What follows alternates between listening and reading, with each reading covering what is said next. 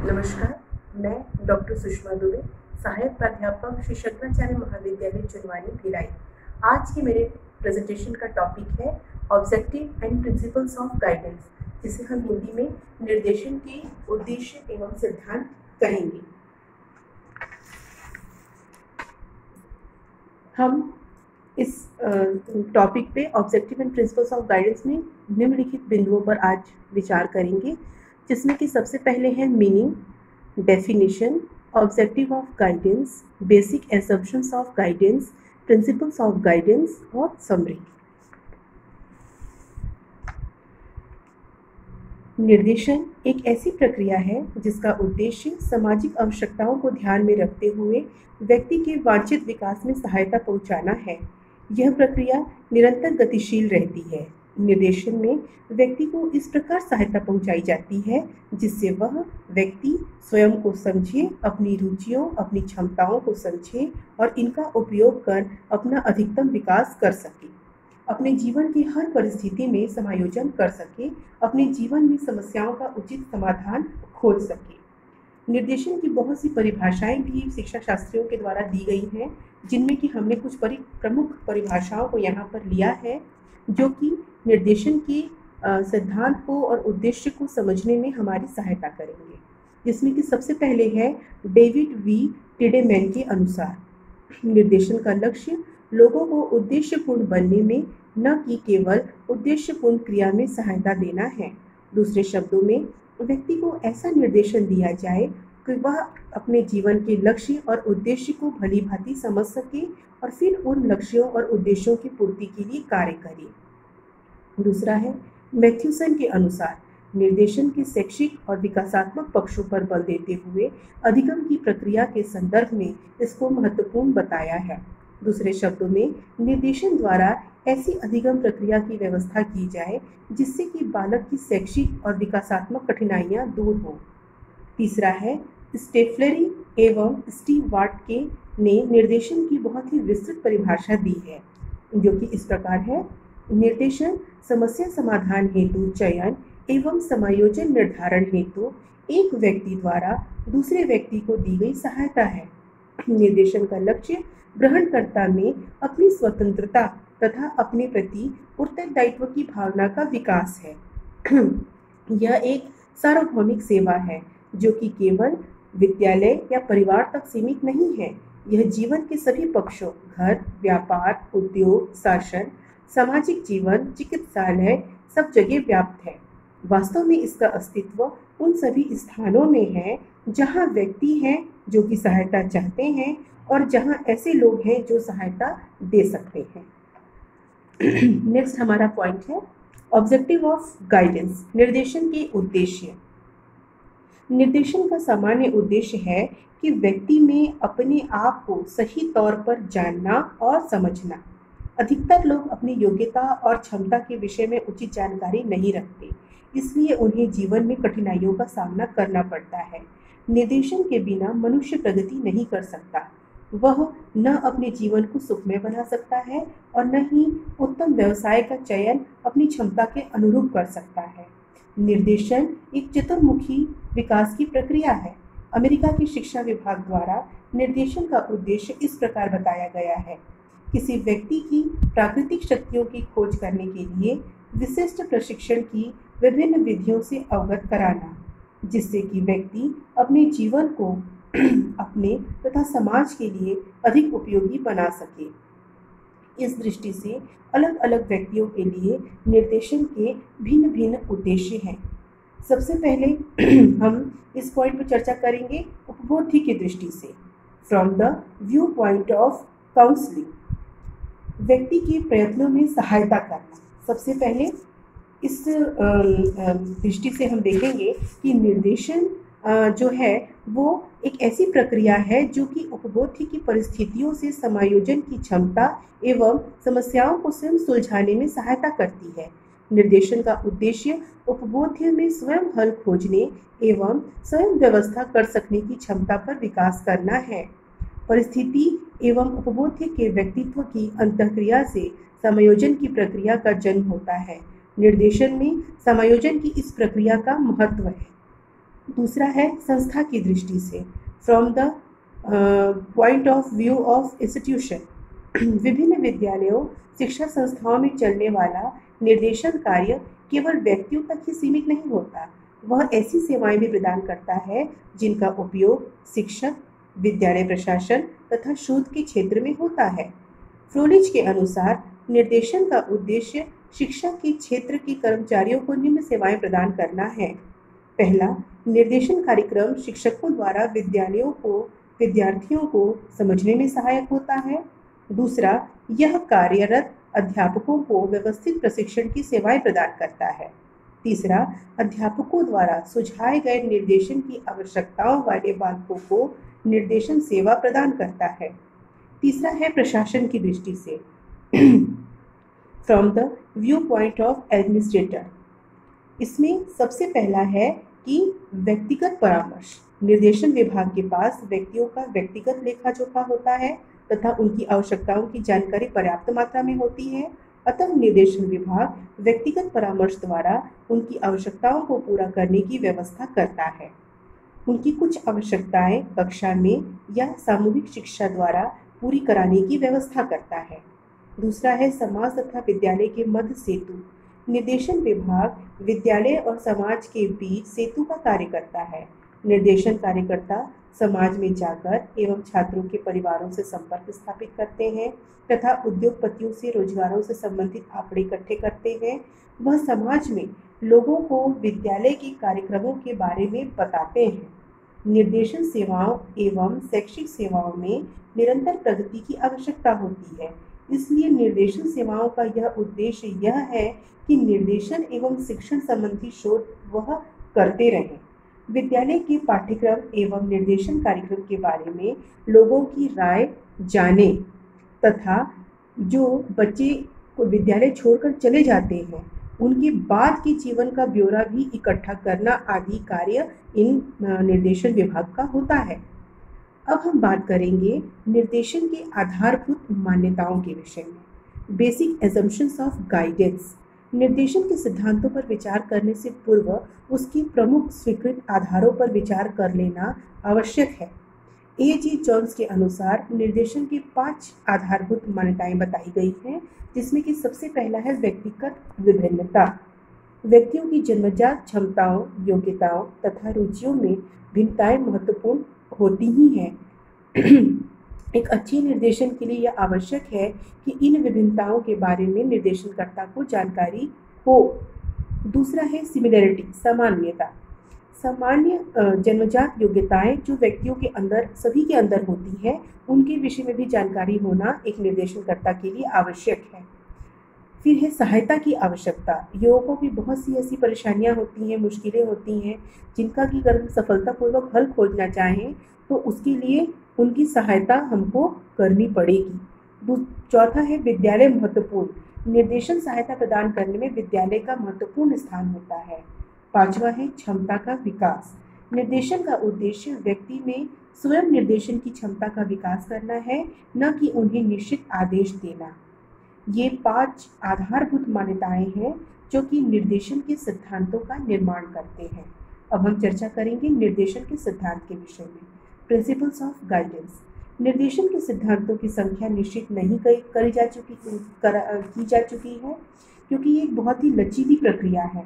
अलग अलग विद्वानों ने निर्देशन के सिद्धांतों की अलग अलग संख्या को माना है, लेकिन कुछ ऐसे आधारभूत सिद्धांत हैं, प्रिंसिपल्स हैं, जिनको कि सारे विद्वानों ने उसे स्वीकार किया है।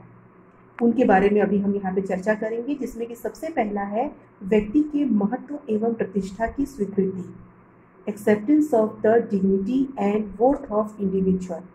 निर्देशन का आधारभूत सिद्धांत यह है कि व्यक्ति की प्रतिष्ठा एवं महत्व को ध्यान में रखा जाए। प्रत्येक व्यक्ति की अपनी शक्ति, संभावना एवं क्षमता के अनुरूप पूर्ण विकास तक ले जाना निर्देशन का लक्ष्य है, तभी समाज संगठित रूप से अधिकतम प्रगति कर सकता है। बहुत से विद्वानों ने इस सिद्धांत को बहुत ही अधिक महत्वपूर्ण माना है। इसी सिद्धांत से जुड़ा हुआ निर्देशन का एक अन्य सिद्धांत है, जो कि यह कहता है कि निर्देशन की सुविधा सभी के लिए उपलब्ध हो, केवल कुछ विशेष आवश्यकता वाले व्यक्तियों के लिए ही नहीं।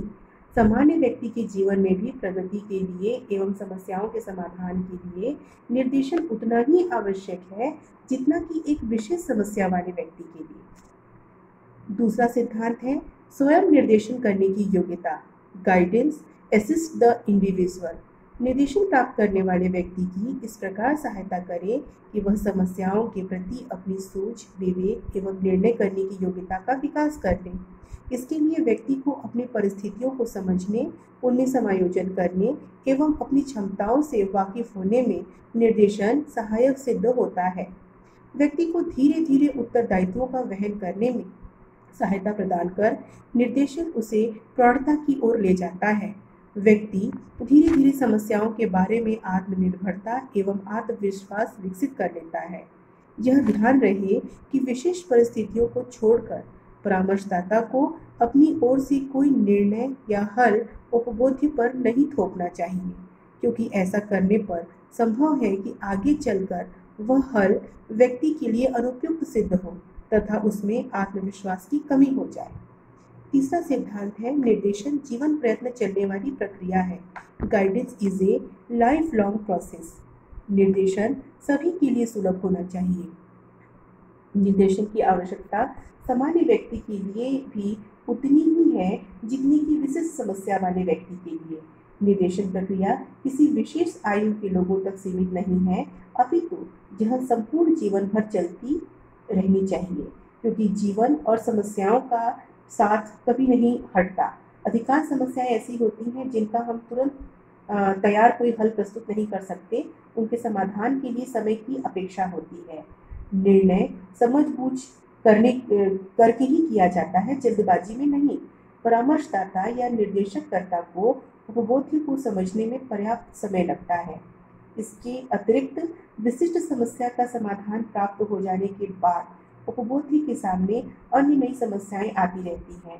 फलस्वरूप निर्देशन की आवश्यकता सतत विद्यमान रहती है और इस प्रकार निर्देशन जीवन प्रयत्न चलने वाली प्रक्रिया है। हाँ, यह अवश्य होता है कि जो जो उपबोध्य की सूझ और विवेक का विकास होता जाता है, वह परामर्शदाता या निर्देशक पर अपेक्षाकृत निर्भरता कम करता जाता है। चौथा सिद्धांत है guidance deals with whole person. संपूर्ण व्यक्तित्व पर दृष्टि। व्यक्ति की समस्याओं पर विचार करते समय निर्देशक को उसके संपूर्ण व्यक्तित्व को ध्यान में रखा जाना आवश्यक होता है। व्यक्ति की समस्याएं शैक्षिक, व्यवसायिक, व्यक्तिगत या अन्य कई प्रकार की हो सकती हैं और उनका संबंध एक दूसरे से बना रहता है।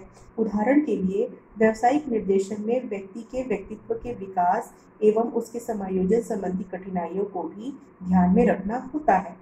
व्यक्ति का व्यक्तित्व टुकड़ों में नहीं विभक्त किया जा सकता, वह एक इकाई के रूप में होता है। आवश्यकता अनुसार निर्देशक तथ्यों, रुचियों एवं अन्य मानसिक शक्तियों का विश्लेषण एवं अध्ययन अलग अलग कर सकता है, पर निर्देशन प्रक्रिया में उसे उपबोध्य के संपूर्ण व्यक्तित्व, उसकी समस्याओं के अंतर संबंध को ध्यान में रखना होता है। पांचवा है विभिन्न कार्यकर्ताओं के कार्यों में समन्वय। Coordination between the personal engaged in guidance. निर्देशन प्रक्रिया अत्यधिक व्यापक एवं विस्तृत होती जा रही है। फलस्वरूप विभिन्न कार्यों के लिए विशिष्टीकृत लोगों की आवश्यकता अनुभव की जाने लगी है। निर्देशन सेवाओं का संगठन इस प्रकार किया जाना चाहिए कि सभी निर्देशन कार्यकर्ताओं के प्रयत्नों में समन्वय स्थापित किया जा सके। प्रत्येक कार्यकर्ता अपनी योग्यता के अनुसार योगदान करे और सभी कार्यकर्ता अपने प्रयत्नों को समन्वित दिशा में ले जाएं। इसके लिए इन बातों का ध्यान रखना जरूरी है। जैसे पहला, निर्देशन सेवाओं का संगठन तर्कसंगत आधार पर किया जाए।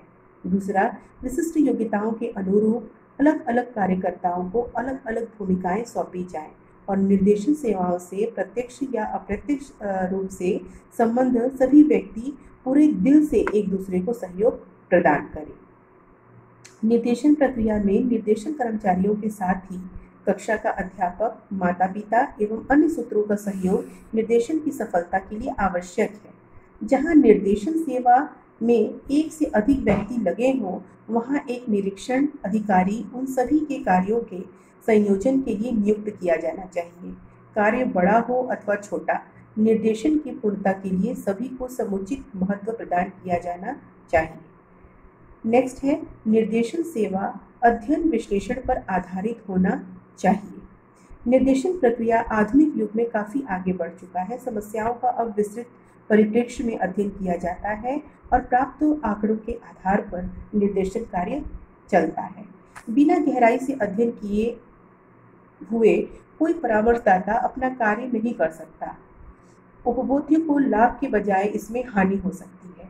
शैक्षिक, व्यावसायिक तथा निजी किसी भी क्षेत्र में निर्देशन की सफलता के लिए निर्देशक के पास विभिन्न निर्देशन संस्थाओं, व्यावसायिक सूचना प्राप्ति के स्रोतों तथा व्यक्ति को रोजगार प्रदान करने में सहायता प्रदान करने वाली संस्थाओं के बारे में पर्याप्त जानकारी होनी चाहिए। नेक्स्ट है समकालीन राजनीतिक और सामाजिक परिस्थितियों से परिचय। निर्देशकों को जहां अपने क्षेत्र में जानकारी होनी आवश्यक है, वहां समकालीन राजनीतिक और सामाजिक जीवन से भी उनका परिचय होना आवश्यक है। प्रो एवं प्रो के अनुसार व्यक्ति के अपसमायोजन में तात्कालीन सामाजिक एवं राजनीतिक अशांति का महत्वपूर्ण हाथ होता है। अतः समस्याओं का निदान खोजते समय उन राजनीतिक एवं सामाजिक संदर्भों को ध्यान में रखा जाना चाहिए जिनके कारण अपसमायोजन की स्थितियां उत्पन्न होती हैं। नेक्स्ट है लचीलापन। व्यक्ति की समस्याओं का जन्म उस परिवेश में होता है जहां वह जीवन बिताता है। परिवेश के बदलने से समस्याओं का रूप भी परिवर्तित होता रहता है। अतः निर्देशन में आवश्यकता अनुसार परिवर्तन के लिए लचीलापन होना चाहिए। नेक्स्ट है सर्वांगीण विकास में सहयोग। निर्देशन एक महत्वपूर्ण सिद्धांत यह है निर्देशन का कि व्यक्ति के सर्वांगीण विकास में सहायता करे। यद्यपि निर्देशन के कार्य का प्रारंभ किसी विशिष्ट समस्या के संदर्भ में होता है, तथापि उसका मुख्य उद्देश्य व्यक्ति के सर्वांगीण विकास में सहायता करना है। व्यक्ति की विशिष्ट समस्या का संबंध उसके संपूर्ण व्यक्तित्व से होता है। किसी भी कार्य को करते समय व्यक्ति के दृष्टिकोण, उसकी मान्यताएं, उनके मूल्य एवं कार्य करने के ढंग इत्यादि से में उसका संपूर्ण व्यक्तित्व दिखता है। इसलिए निर्देशन सेवाओं को व्यक्ति के संपूर्ण विकास में सहायता करना चाहिए। नेक्स्ट है अधिकांश व्यक्तियों को सामान्य मानना। हम्फ्रीज और टेक्सलर के अनुसार निर्देशन सेवाओं की व्यवस्था करते समय अधिकांश व्यक्तियों को सामान्य मानकर रखना चाहिए। कुछ विशिष्ट व्यक्ति जो बौद्धिक या शारीरिक रूप से पिछड़े हुए हों, जिनका संवेगात्मक विकास बहुत ही अपर्याप्त हो, विशेष निर्देशन की आवश्यकता अनुभव करता है। ऐसे लोगों के लिए निर्देशन की विशिष्ट सुविधाएं प्रदान की जा सकती हैं, पर अधिकांश व्यक्तियों को जो कि सामान्य के अंतर्गत रखे जाते हैं, समस्याओं और समायोजन के लिए निर्देशन सेवाओं की व्यवस्था की जानी चाहिए। छात्रों के मन पर ऐसा प्रभाव नहीं पड़ना चाहिए कि निर्देशन का काम या निर्देशन कर्मचारी केवल समस्या छात्रों के लिए ही होते हैं। इसके लिए विशिष्ट समस्या वाले छात्रों को विशिष्ट योग्यता प्राप्त निर्देशकों को सौंपकर सामान्य निर्देशक सामान्य छात्रों के लिए अधिक समय निकाल सकता है। ऐसा करके वह अन्य छात्रों को अपसमायोजन एवं असामान्य बनने से रोकने में सहायक हो सकता है। नेक्स्ट है निर्देशन कार्यकर्ताओं को आवश्यक गोपनीयता बनाए रखना। परामर्शदाता और निर्देशकों को छात्रों या निर्देशन प्राप्त करने वाले व्यक्तियों का विश्वास अटूट रखने के लिए उनके द्वारा प्रदत्त व्यक्तिगत सूचनाओं को अनावश्यक रूप से सभी के सामने नहीं बताना चाहिए। गोपनीयता के नैतिक मानदंडों का पालन उन्हें कठोरता से करना चाहिए। यदि परामर्शदाता इसका पालन नहीं करता है तो वह उपभोक्ता का विश्वास खो बैठेगा और अन्य परामर्शदाताओं को भी छात्र अपनी व्यक्तिगत समस्याओं के बारे में स्पष्ट नहीं बताएंगे। निर्देशन सेवाओं में लगे हुए व्यक्तियों को यदि इस प्रकार की जानकारी देनी हो तो भी उसे व्यक्तिगत रूप से मिलकर बताना चाहिए, न कि उसे कहीं फाइल इत्यादि पर नोट कर दें। निजी सूचनाओं के बारे में परामर्शदाता को सतर्कता बरतनी चाहिए। नेक्स्ट है व्यक्तिगत भिन्नताओं का ध्यान, इंडिविजुअल डिफरेंस का ध्यान रखना चाहिए। यद्यपि सामान्य व्यक्तियों की अनेक समस्याओं में बहुत कुछ समानता होती है, फिर भी आनुवंशिकता एवं परिवेश के कारण समस्याओं का स्रोत जो है वो अलग अलग हो सकता है। कोई भी दो व्यक्ति पूर्णतः एक जैसे नहीं होते, अतः निर्देशन कार्यकर्ता को निर्देशन सेवाएं प्रदान करते समय व्यक्तिगत विभिन्नताओं का ध्यान रखना चाहिए। नेक्स्ट है विशेष प्रशिक्षण, guidance worker should have special training. आज विज्ञान एवं अध्ययन की व्यापकता के साथ साथ प्रत्येक क्षेत्र में विशेषीकरण का जोर है। सभ्यता एवं मानव व्यवहार आज पहले से कहीं अधिक जटिल होते जा रहे हैं, अतः नई नई समस्याओं और परिस्थितियों में साधारण अनुभव प्राप्त व्यक्ति सफल निर्देशक नहीं हो सकते। इसके लिए निर्देशन कर्मचारियों को अपने अपने कार्य की विशेष दीक्षा की व्यवस्था की जानी चाहिए। मूल्यांकन एवं व्यवहार के अध्ययन के लिए, व्यावसायिक योग्यता का पता लगाने के लिए, व्यक्ति की समस्याओं का अध्ययन करने के लिए विशेष योग्यता प्राप्त व्यक्तियों की आवश्यकता होती है। अतः कुशल निर्देशन के लिए निर्देशन कर्मचारियों को विशेष प्रशिक्षण का प्रावधान आवश्यक है। हमने निर्देशन के लक्ष्यों, आधारभूत मान्यताओं और सिद्धांतों पर विचार किया। किसी भी कार्य को सफल बनाने में लक्ष्य की निश्चितता एवं व्यवस्थित सिद्धांतों का ज्ञान अत्यंत महत्वपूर्ण है। निर्देशन प्रक्रिया का संबंध व्यक्ति के सर्वांगीण विकास से है, उसकी प्रतिभा के विकास में आने वाली कठिनाइयों को दूर करने से है। समाज को उन्नति एवं समृद्धि की ओर ले जाने के लिए सभी व्यक्तियों की क्षमता, संभवता अनुरूप शैक्षिक, व्यावसायिक एवं निजी विषयों में निर्देशन की सुविधा उपलब्ध कराई जानी चाहिए। कुल मिलाकर हम ये कह सकते हैं कि अनेक विद्वानों ने निर्देशन के बहुत से सिद्धांत बताए हैं, लेकिन कुछ प्रमुख सिद्धांत हैं जिनको हर शिक्षा शास्त्री एवं मनोवैज्ञानिक ने स्वीकार किया है, जिसमें कि कुछ प्रमुख हैं जैसे निर्देशन व्यक्ति की क्षमता एवं उसके विकास में सहायक होता है। निर्देशन निरंतर चलने वाली प्रक्रिया है। निर्देशन एक लचीली प्रक्रिया है। व्यक्तिगत भिन्नता के आधार पर निर्देशन कार्य किया जाता है। एक अच्छे निर्देशन के लिए निर्देशक के प्रशिक्षण की आवश्यकता होती है। धन्यवाद।